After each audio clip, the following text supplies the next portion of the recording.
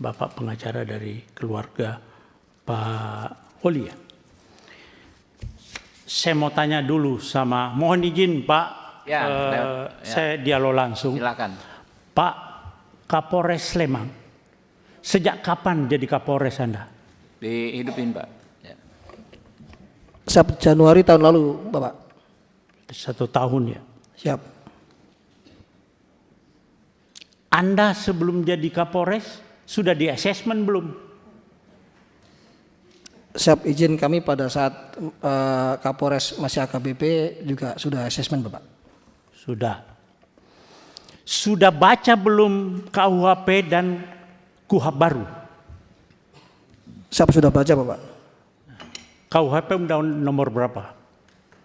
KUHP yang baru itu nomor berapa? Nomor Kalau sudah Anda sudah baca Bapak. Nomor berapa? Nomor 1. Iya nomor 1 tahun berapa? Nomor 1 tahun 2003 Bapak. 2023. KUHP? 2023. Ulangi. 2025. Saya tanya Anda karena ada kaitannya nanti di pasal di KUHP. Berlakunya kapan sih itu KUHP dengan KUHP? Sejak tanggal 2 Januari kemarin Bapak.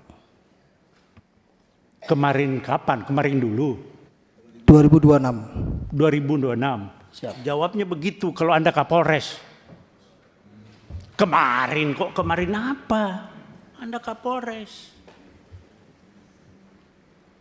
Harus melihat sesuatu gitu loh. Nah, sudah disampaikan oleh Pak Riwanto tadi bahwa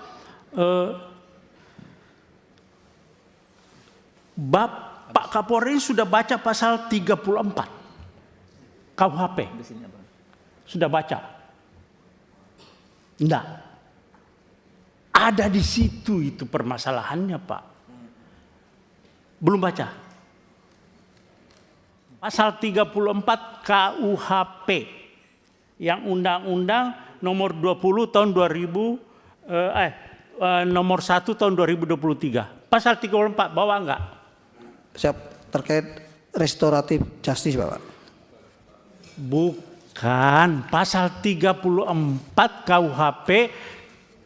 Anda itu datang ke sini tentang masalah pasal-pasal, tapi Anda tidak bawa KUHP. Kalau enggak saya pinjamkan, saya bawa nih.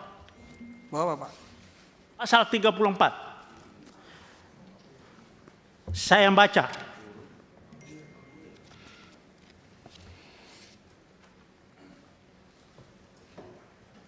Kalau ya saya Kapolda kamu, masih Kapolda, Anda tidak bakalan sampai ke Komisi 3 dan saya sudah berhentikan Anda.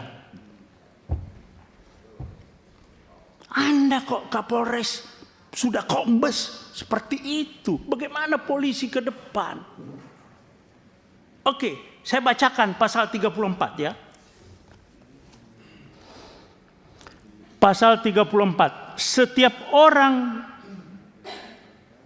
yang terpaksa melakukan perbuatan yang dilarang tidak dipidana jika perbuatan tersebut dilakukan karena pembelaan terhadap serangan atau ancaman serangan ketika yang melawan hukum terhadap diri atau terhadap diri sendiri atau orang lain. Kehormatan dalam arti kesusilaan atau harta benda sendiri atau orang lain. Oke, itu kalau Anda belum jelas, saya bacakan pasal 34 penjelasannya. Itu lebih rinci lagi di situ. Ada penjelasan pasal 34. Ini bukan tindak pidana. Kalau di KUHP Lamu Overma, alasan pembenar bahwa orang itu membela diri. Membela diri, bukan undang-undang lalu lintas. Anda salah menerapkan hukum. Jaksa lagi P21 juga. Anda koordinasi yang nggak benar itu. Polres dengan kejaksaan. Anda koordinasi tapi salah. Bagaimana? Jadi maksud saya begini Pak Kapolres dan Pak Kajari. Ini bukan RJ. Bukan RJ. Tidak ada tindak pidana di sini. Sependapat dengan tidak ada tindak pidana. Orang yang Bapak tahu, Bapak ngomong di televisi saya lihat Pak Kapolres itu, oh dia melakukan pembelaan yang melakukan tindakan tidak seimbang. Bapak tahu apa yang jambret itu tidak ada istilah di KUHP. Itu adalah pencurian dengan kekerasan. Bukan 36, bukan pencurian biasa, bukan pencurian pemberatan, tapi pencurian dengan kekerasan. Curas itu Pak, curas itu begal. Dia bawa celurit, bawa senjata tajam, bawa apa segala, bisa bawa senjata api. Nah, ketika orang itu, ini bahaya Pak. Nah, Anda bilang tidak seimbang, dikejar oleh suaminya, korban. Orang sipil Pak, tidak punya apa-apa. Orang sipil nggak punya apa-apa itu. Nggak punya, tidak dipersenjatai. Jadi itu bukan tidak seimbang. Memang justru yang tidak seimbangnya itu orang sipil Pak yang mengejar pelaku curas. Bagaimana Bapak bilang tidak seimbang? Ya, jadi coba bolak-balik begini Anda salah menerapkan suatu pasal. Jadi tindak pidananya adalah curas.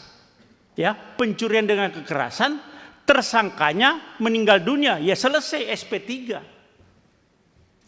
Itu loh Pak Kajari juga. Nah kalau Bapak pakai RJ lagi Pak Kajari, tuntutannya apa sih? Mereka kan pasti ada tuntutan Pak kepada korban ini. Di media sosial juga Pak Kapolres banyak itu di media sosial. Seandainya yang mengejar itu polisi, terus yang meninggal, apakah polisi dipidanakan juga? Kan selama ini nggak pernah polisi ngejar meninggal orang itu kan tidak dipidanakan juga. Jadi pasal 34 Pak, nanti coba Bapak buka, terus penjelasannya juga itu alasan pemaaf.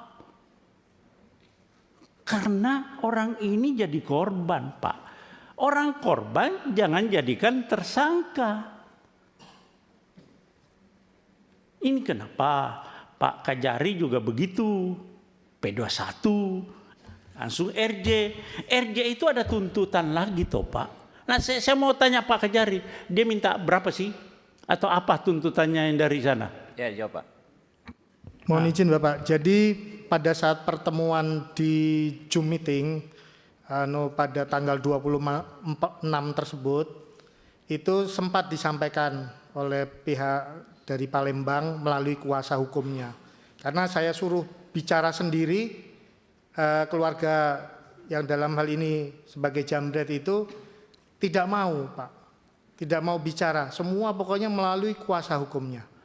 Iya bukan melalui kuasa hukumnya. Makanya kuasa hukumnya akhirnya menyampaikan pada forum itu, mungkin pihak keluarga daripada Pak Ogi juga tahu, itu hanya memberikan bahwa dia waktu itu biaya-biaya yang timbul seperti untuk mengantar jenazah dari Jogja ke Palembang, biaya ambulannya, terus biaya pemakamannya, dia seperti itu hanya menyampaikannya. Selanjutnya akan nanti Nilainya berapa Pak? Dia belum menyebut nilai pada saat itu Bapak. Pada saat pertemuan Zoom meeting itu dia tidak menyebut nilai, hanya menggambarkan bahwa kan kami ada pengeluaran biaya-biaya seperti biaya ambulan, biaya pemakaman. Nah, selanjutnya pada pertemuan lanjutan pada tanggal 27 kemarin itu akhirnya antara kuasa hukum sepakat mau bertemu 4 mata besok sore di kantor Kejaksaan Negeri Oke, Sleman. cukup lanjutkan Pak. Cukup, belum, masih ada. Jadi Pak Kajari dengan Pak Kapolres coba ini ya, Pak Kajari, Pak Kapolres sih sudah Sespimti atau Lemhanas? Belum? Saya belum Bapak. Sudah Sespimti? Belum Bapak. Hah? Belum. Belum. Ya udah. Maksud saya coba lebih, dan mungkin saya lihat Bapak belum tahu persis, tapi sebetulnya polisi sudah ada yang namanya overma, alasan pemaaf di KUHP yang lama. Tapi KUHP yang baru juga ada Pak, di pasal 34, coba Bapak baca berulang-ulang. Dan itu curas Pak, bukan pencurian biasa. Pencurian dengan kekerasan yang resikonya tinggi sekali. Masih lumayan Bapak suaminya mau mengejar dengan punya keberanian yang cukup Pak. Tidak semua orang mau mengejar. Nah, di dalam terjadinya pengejaran itu terjadi suatu kecelakaan begitu.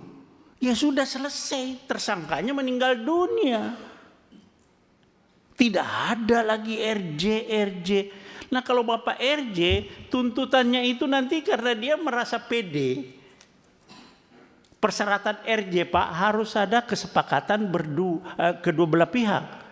Ini persis sama dengan yang di Jambi, Muaro Jambi. Jadi pede itu yang